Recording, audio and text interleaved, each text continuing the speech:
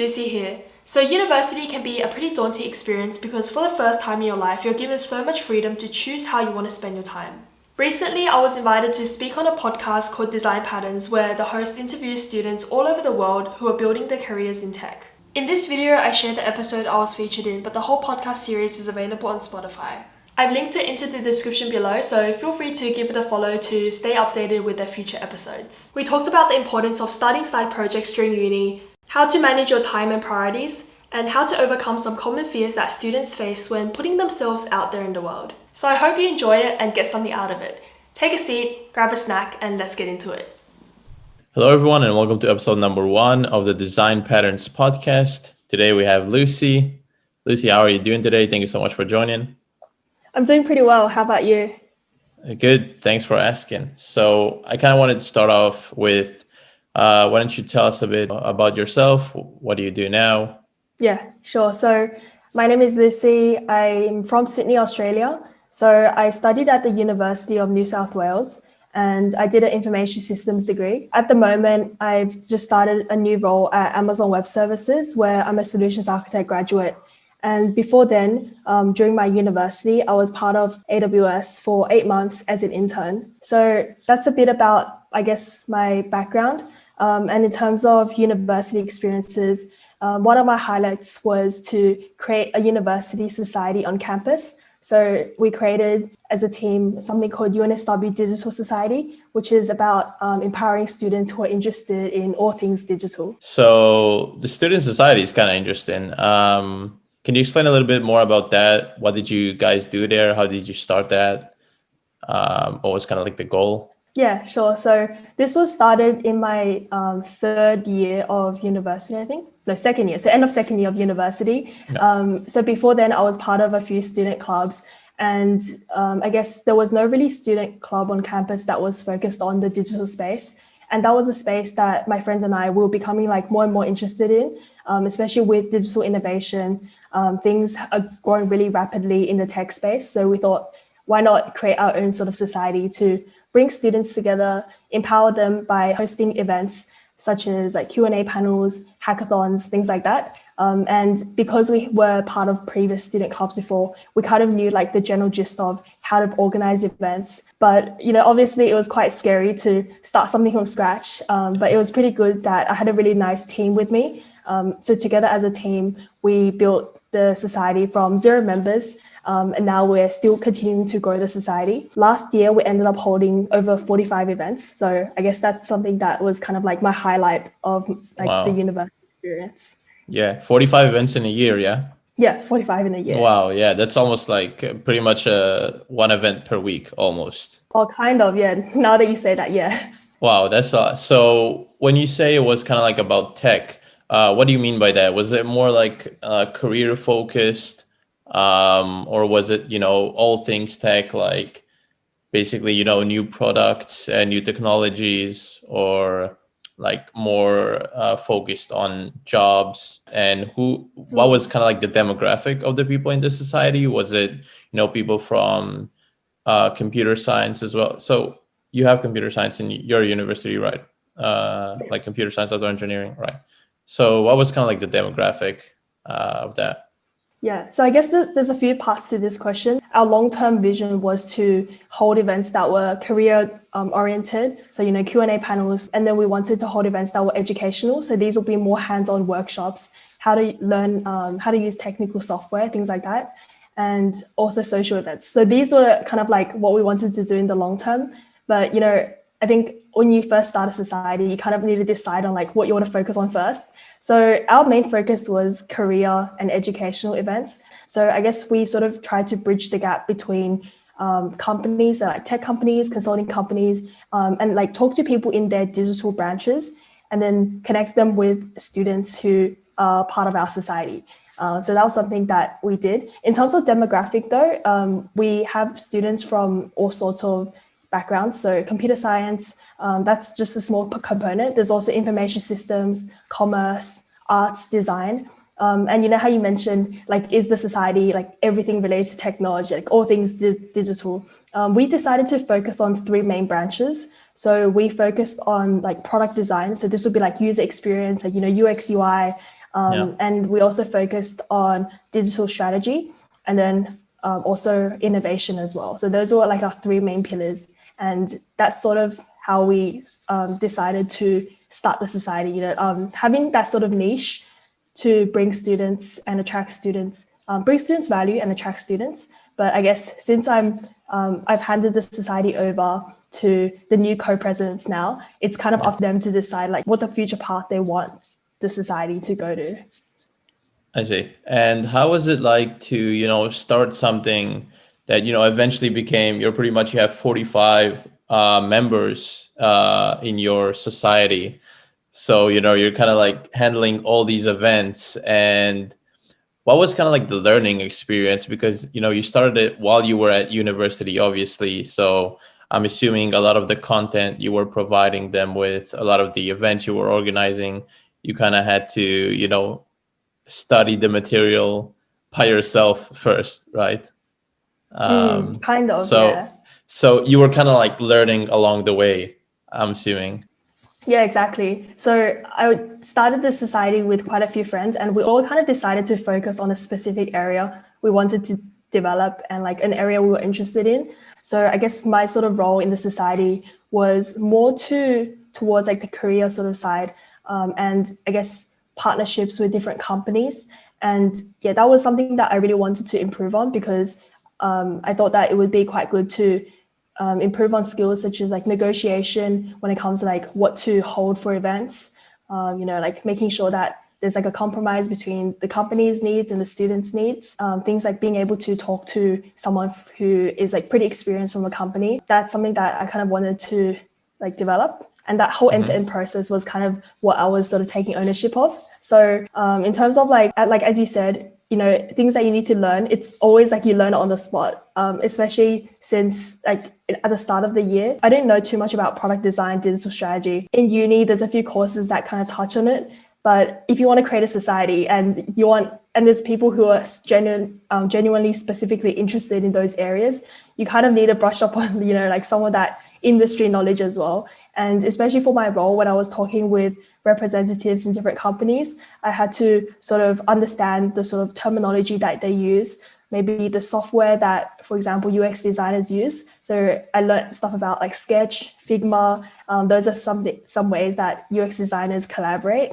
So yeah, I guess it was always about learning on the spot. And I think, I guess advice for students who are watching, if you want to start something and you don't feel 100% prepared, you don't really need to be an expert when it comes to the area that you're interested in. I think it's all about bringing people together who have different skill sets and just learning along the way, learning things that you think you need to use later down the track. You don't have to be 100% prepared. Just as long as you have passion for something and you want to learn and grow.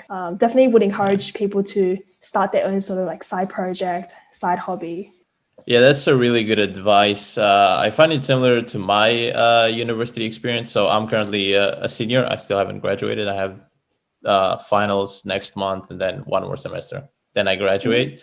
So for me as well, I felt like when I was solely focusing on studying, the courses I took each semester, I was kind of getting bored of that. And I didn't feel like I was gaining like actual practical skills for like later after I graduate. And then I found myself starting like, side projects or starting to basically work at the end of my second year. And that's when I also felt like university started getting a lot better. I wouldn't say like easier, but I felt like having other stuff to do and not being solely focused on my courses basically helped me to get better at those courses and as well, and kind of have my day-to-day be more interesting. That also kind of like brings up my next question, which is, did you feel like, so you started this society before you started your internship, is that correct? Yeah, before I started the Amazon internship. Okay, so you had other internships before that, or? Yep. So a bit about my career journey. I started off in first year, kind of doing like a tutoring sort of role. I was tutoring primary school students, and then towards the end of that year, so in Australia, that would be like our summer period. In our summer period, I started working at PwC, and then afterwards, Oh yeah. After that, I worked at a company called Beiersdorf. So that's like the parent company of Nivea. And then the summer after that, ended up working at Deloitte. So I guess before Amazon, I ended up working in 3 companies across 2 different industries. So it was a really good way to like kind of like dabble into things, like taste the sort of like work and see like what I enjoyed, what I didn't enjoy. And I guess that kind of really helped as well, because sometimes like when you do like one internship and you end up joining that company as a graduate, you might wonder like what else is out there. But I guess like Yeah. for students, if they can like dabble into like different sort of industries, different roles, they can be more certain about what they like and don't like. Yeah, trying to taste a little bit of everything, because especially in our kind of like world of like tech, there's so many like different fields, you know. Even if we just like talk about like computer science, there's so many, like you have like machine learning or like embedded systems, you know, like more like iOS or Android development or all those things. And Yeah. when you expand that to, you know, you're talking about IT, where you have like, you know, a solutions architect or a DevOps engineer and stuff like that. So it's really hard when you're a university student. Let's say your degree is like 3-4 years, mostly filled with like, you know, courses that you mandatory courses that you have to take to kind Yeah. of like get a taste of what you really like. um so definitely like doing side projects or trying to do as many internships as possible is a really good way to understand what you like better or what you enjoy the most. But what I wanted to ask you is, with the society you kind of created, did you feel the skills you learned along the way with, you know, both the actual like content you were providing and, you know, managing this whole thing, which obviously takes a lot of time and is really hard because you were communicating with both, you know, the society members and the companies you were talking to.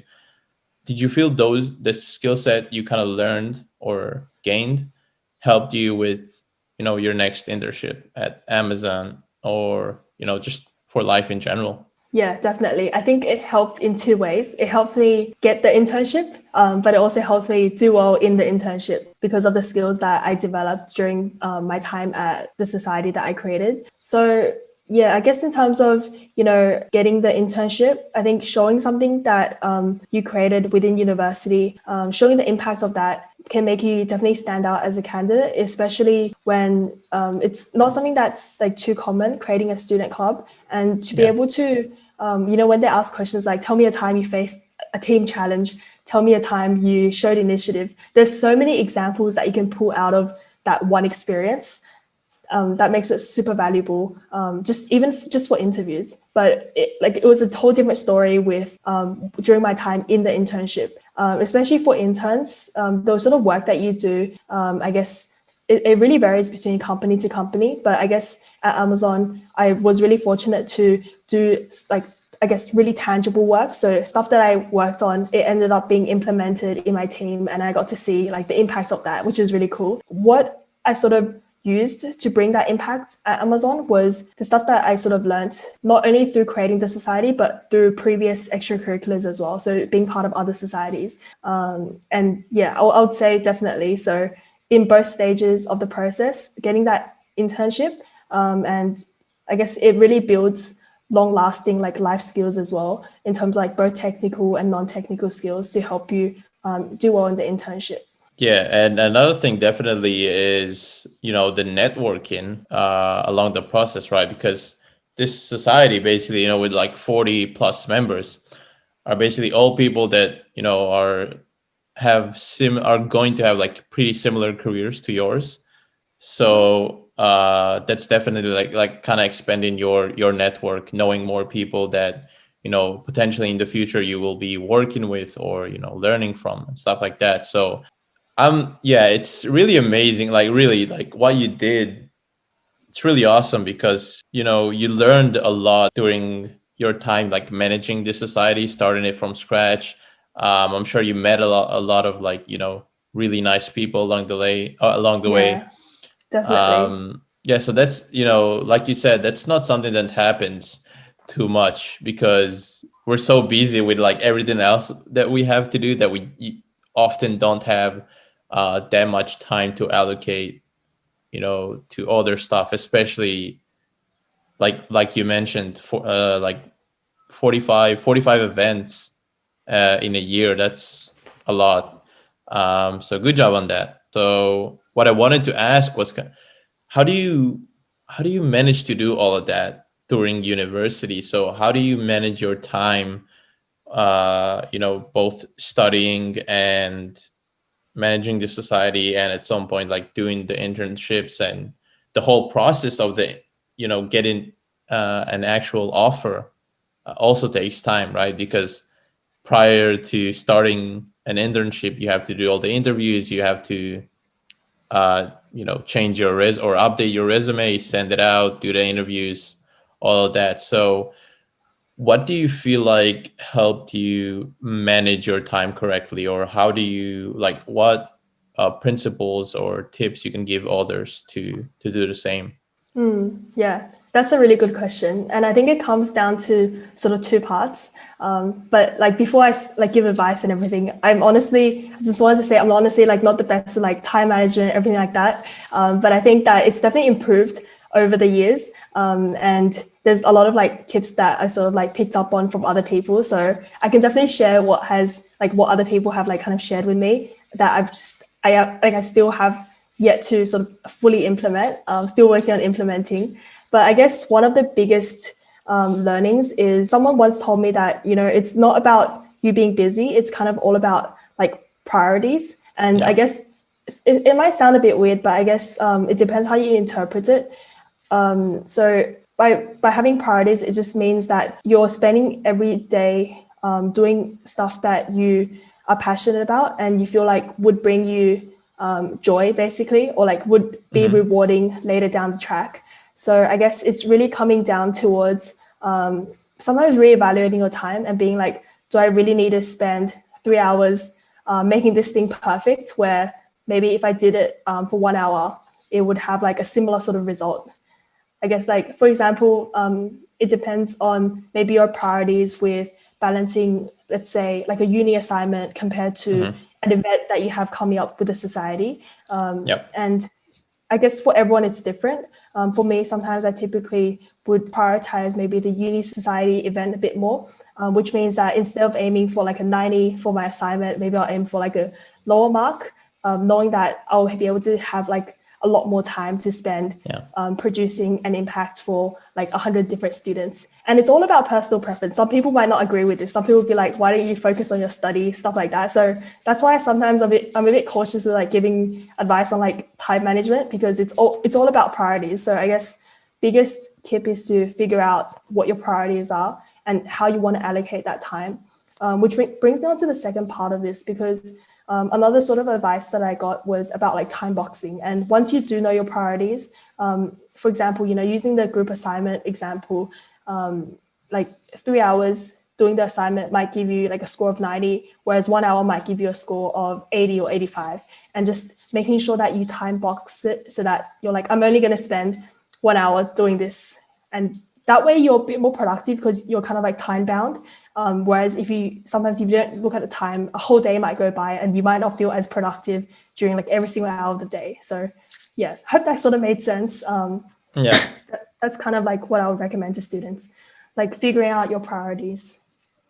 So do you actually have a schedule for every single day? Like, you have time slots for what you're going to do between 8 to 9 a.m. and then what you're going to do in the afternoon. So do you like write all that down, or do you just kind of like, every single day you start and then you're like, yeah, I kind of need to do this, that, and the other. And then you kind of figure out the same day, how do you want to allocate time for each of those things? Yeah, I'm someone who prefers to be a bit more spontaneous. So sometimes I don't want to allocate stuff to the hour. Maybe, I guess, like I always shift my day around. So I would definitely start off with a to-do list though, because I guess the things that you need to get done during the day doesn't really change too much.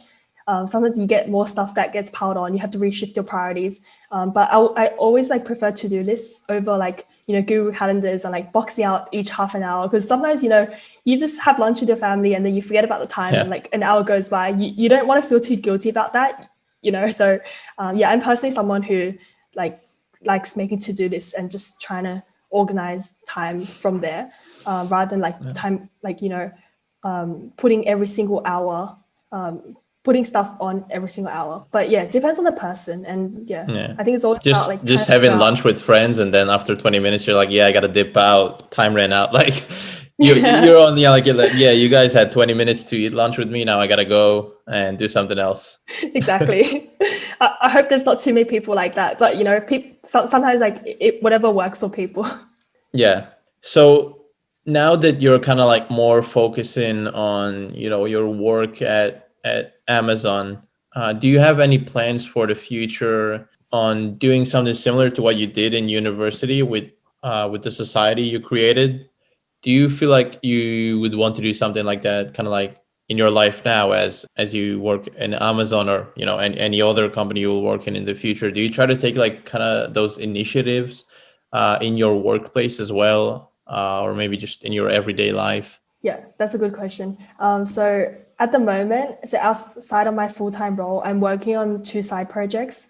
So one is my YouTube channel called Tech with Lucy, and I don't know what the long-term direction of that is, but at the moment I'm focusing on adding value to students by talking to them about my Amazon experience, maybe tips on how to do well internships, things like that. Just kind of whatever sort of things that I've kind of posted on LinkedIn in the past. Because I guess before using YouTube as a sort of way to add value to students, I was always a big user of LinkedIn. So in 2020, I was always trying to make articles so that I can kind of reach students who are starting internships or want to look for an internship, and connecting them with my article, and hopefully making them kind of change their perspective, or gain a new perspective from that.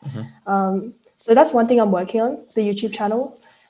Second thing is, this sort of complements my learning with Amazon. So AWS, it's a cloud provider company. So I guess I really need to kind of upskill, learn about the cloud, different services, things like that. So I guess one of the best ways to learn is by teaching others. So that was something that I sort of used, that kind of mindset. I created a side project with a few friends called Cloud Bites. And it's exactly like what it sounds like. So offering sort of these bite-sized chunks of information to students so that they can kind of digest it, maybe just scrolling through their phone or listening to a podcast. And that's something that we're kind of working on this year as well. YouTube. So you've been pumping out content, right? You've been uploading a lot of videos, I think once per week or something like that. I've been trying to do weekly videos. Yeah. How is that going? Because here's the thing, right? At least with me, because I've had many iterations of YouTube in my short life, where every time I come up with an idea of what I want to upload, a channel, and then I kind of change my mind. And even when I open a channel, okay, upload in a few videos, what I find really difficult, besides obviously filming and editing and all those things, is even just coming up with the ideas of what would people want to watch. So what I want to ask you is, when you try to think of a new video, right? What's the process like? Do you focus more on what do you want to do, or do you put more focus into what would be more helpful to people, or what would people enjoy watching? Just describe that. Yeah. That's interesting, because that's something I was kind of conflicted about as well, because, not everything you want to, not all the videos you want to create are necessarily the videos that people want to watch. You sort of have to find that balance of figure out who your target audience is and how you can best add value to that. For me, after having a bit of a think about it, I wanted to, first of all, figure out what kind of videos my audience really wanted to watch. And then perhaps branching out to things that maybe I wanted to share with the world. So at the moment, it's very focused on Amazon, things like that, because students in my network, they've always been asking me questions like, Lucy, how do I get an internship at Amazon? And how do you do well in an internship? And I remember last year, before YouTube, I would message like people would be messaging me, and then I'll be setting up like half an hour calls with them.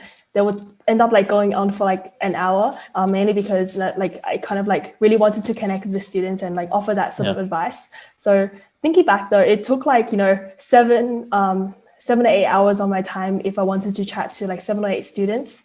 And with YouTube, it's so much easier because you get to deliver value at scale. For example, if a video has like 1,000 views, sometimes it could mean that like 500 of them ended up watching it the whole way through, but some people might have like skimmed through it.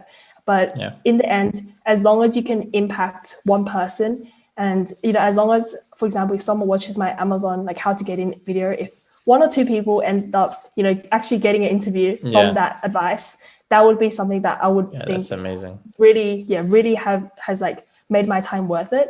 Because thinking about it, it's like I might take 7 or 8 hours to create the video, but last year I also spent 7 or 8 hours like talking to people. But it's just the power of scale. But I guess to answer your question, I'm more focused on like, first of all, adding value to students and really figuring out what videos they want to watch. It might not be stuff that I always enjoy filming, like sometimes on a certain day, I don't specifically want to talk about interview tips and stuff like that, but I know that later down the track, it would really help add value to students. And I think in terms of like YouTube channel tips as well, from what I've seen, people always talk about developing your own niche. If you talk about like my trip to Europe, something like that, I think it's good to have like a balance of things. So like you can have some videos like that, but I think over time, slowly developing a niche so that when people click on your channel, they know like what sort of videos you have. So whether that be like tech-based or like student advice-based. But that's just kind of like what I've seen through like, YouTube video advice sort of videos. So that sort of made sense. Yeah, and you touched on the scale of YouTube. Definitely, that's a really good point. When you like, I'm sure you probably get, like DMs from people who watch your videos, giving you feedback on your videos. And I'm sure you had like people from not even Australia, like me, but even more, that just see your videos and they're like, oh, you really helped me. I really enjoyed your video.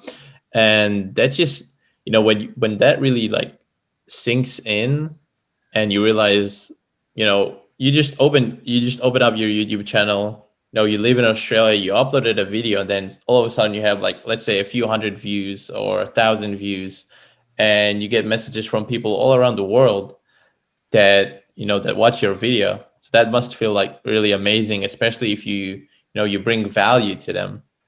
Yeah, definitely. I guess it's still sort of early days, still trying to figure out what the content or like what my niche sort of is. But I think, I would really recommend students to find their sort of preferred medium to reinforce their personal brand and add value to students. Because another thing I wanted to add is that I guess no one on YouTube is really like an expert in the area they talk about. There's always someone who's like more qualified, someone who's more confident to speak about a topic. So, like people doing tech reviews, when they started out, they were not like, they didn't know the product really well. They weren't like the best in that sort of field, but it's just about that continuous learning. One thing that I do is that I tell myself for every single video that I create, I'm always going to learn a new sort of trick, I guess, in terms of like video editing. Because when I started out, I did not use video editing software at all. I didn't know how to use it. I ended up buying like Final Cut Pro for $300. But at the start, like my first video, it was very sort of basic, learned how to add text. But then later on, you realize how to add like animations, things like that. So I guess, one recommendation would be to just start and then learn things along the way. Yeah, definitely. That's a point I want to touch on. And you mentioned the fact that you were really active like on LinkedIn with your blogs and stuff. I'm assuming you're still doing that, right? Like you're still uploading whenever you're like uploading a new video, you're probably sharing it on LinkedIn and stuff, right? What I wanted to ask was, there are a lot of times like there are people who who are students and they get inspired by like technical writers, right? People with like technical blogs, or people just uploading like, hey, I did this project, check it out, stuff like that. Whether it's like on Medium or on LinkedIn, maybe a YouTube video and stuff like that. How do you feel students can overcome this barrier of maybe like this mental block where they think maybe I'm not, maybe I don't have enough experience, or maybe I'm not qualified enough to actually share my, my knowledge, or share my experiences, or share any tips? How do you overcome that? Yeah. To be honest, I asked this question to someone who is kind of like a mentor to me back in, I think like April last year. That time I didn't post any sort of content, even like my personal sort of Instagram, Facebook. I wasn't very, always posting about my holiday sort of stuff. I was always quite, a bit closed off with like sharing my career achievements, sharing like personal life stuff. I really had to change my mindset completely. So this is a really good question, and I'm glad you asked it because so many students might be facing the same thing. So yeah, I asked my mentor this, and my mentor raised a really good point. He said that as long as your post does two things. So one, it reinforces your personal brand. And second of all, it adds value to the community and your audience, then the post is worth posting. I think whenever you're kind of scared of posting, what will other people think? What if I'm not the best at this? What if sometimes people might think my views are incorrect, or, just a bit stupid? Or what if I look back in the future, I'm like, oh, that was such a weird post, right? There's so many different factors. And for me, personally, the biggest factor was like a fear of judgment. People thinking like, who is she to sort of like share this sort of knowledge, or, why is she suddenly so active on LinkedIn? Because you definitely have to change your mindset on this, because like people kind of like don't like change when, they kind of see someone sort of changing from one person to another. They kind of ask questions. They kind of get a bit confused, right? So yeah, I guess whenever you have any doubts of like, imposter syndrome or fear of judgment, just always sort of come back to these 2 points, and just really focus on that. It's like, am I contributing to my personal brand? And personal brand is something that is really important to invest in, because it really adds in the future. Because when you're posting especially on LinkedIn, now. Yeah, exactly. Especially now, because there's so much like noise on the internet, it's really hard to stand out. And to be honest, those are the two main mindsets to have. But one more thing to add, it's something that I think I watched a video on it recently, but to be blunt, and that person was super blunt. I'm just quoting them. They were like, nobody really cares except for yourself. And I've definitely heard this a lot from people, but it's something called the spotlight effect, where you put a spotlight on your life, everyone puts a spotlight on their life. And when you put a spotlight, right, you can't see the audience like looking at you. So it's all about, it's all about you. But so just remember that, in another person's shoes, you're not going to matter as much to them, even if you like, they might think about you during the day for like 1 hour or like a few minutes, but after that, they're going to forget that, you even made that post. Yeah, most people won't even bother like properly like commenting. Like they maybe they will see your video, or maybe they'll see your blog and they'll have their thoughts on it, but very few people actually like, go ahead, take time off their day to, to write feedback. Exactly. And another thing I want to add to that is I feel like you should look into a lot of those like comments as like constructive feedback, right? Kind of like filter out all the noise, because sometimes you will get, and this is not only for, like tech and stuff. This is for like pretty much everything, content related. Sometimes you will get like hate comments. Sometimes you will get like proper constructive feedback. So I think it's really important to have the skill of understanding what is important and what you should listen to and what you should filter out. And you can only really achieve that if you keep on creating content, keep on uploading.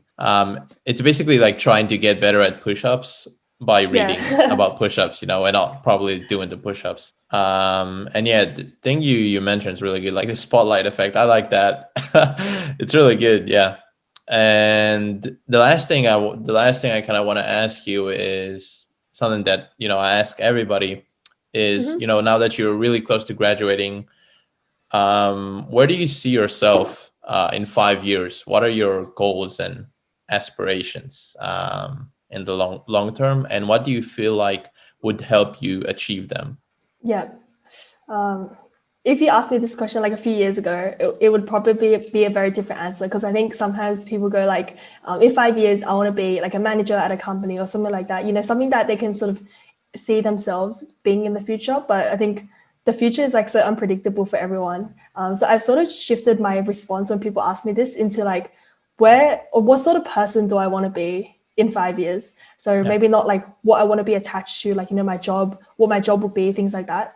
But in 5 years, some things that I want to achieve is become better at, public speaking, be someone who's, a bit more confident, someone who, cares less about judgment, things like that. Because I think these are really strong mindsets that can kind of carry forward in anything you do. Like, I guess life is all about challenges and opportunities. So when you face a challenge, like, confidence, self-esteem, it would all help overcome those challenges. And same things with opportunities. Sometimes you might get a really good opportunity, but if you're not confident enough, if you don't really believe in yourself that you're good enough to take on that opportunity, you might not, make the most out of it. So sometimes it's like hard to say in life what opportunities there are, especially for us as students. We sort of like gain like a small glance into like what the world, the corporate, or Has like to what offer. the real world has to offer. Yeah, exactly. So, you never know. And like a couple of years later, you just meet more people from like different walks of life. Some people who are like singers, some people, who are like entrepreneurs. And I think just being open-minded about it. Nice. Anything else you want to add before we wrap this up? First of all, where can people find you? So apart from like we mentioned YouTube, any other links you want to mention? Yeah, sure. So two other things. I guess you can connect with me through LinkedIn if you want, also through Instagram. So Instagram is also Tech with Lucy, same sort of username. So any of those will be fine. I'll be quite responsive on those two platforms. Yeah, and that sort of like wraps things up, right? So thank you so much for reaching out and taking the time to chat and asking really with like very thought-provoking questions. I'm like contemplating my life now, but it's these questions I feel like would be really good for students to get something out of it. So yeah, really appreciate it. Thanks so much for watching and for making it this far into the video. I hope you got something out of it. Please give it a like if you did, and subscribe for more tech, career, and student advice videos. Bye for now.